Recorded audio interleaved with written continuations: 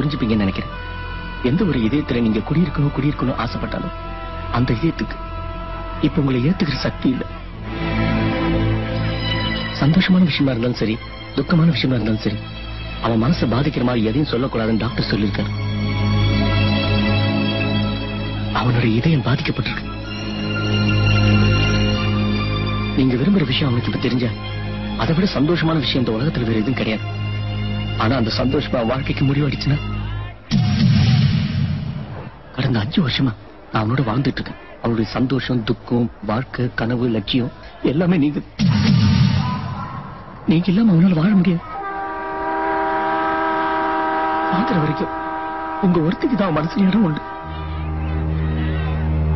உங்க இதயத்தில் உதிச்ச காதலும் நிரந்தரம்னா பிளீஸ் அவனுக்காக கொஞ்சம் வெயிட் பண்ணுங்க. ஏன் உங்களுக்காக தான். கொஞ்ச நாள் அவன் குணமாயிடுவான். உங்க 2 பேரும் சேர்த்து வைக்க விடுங்க. என்னோட கடமை.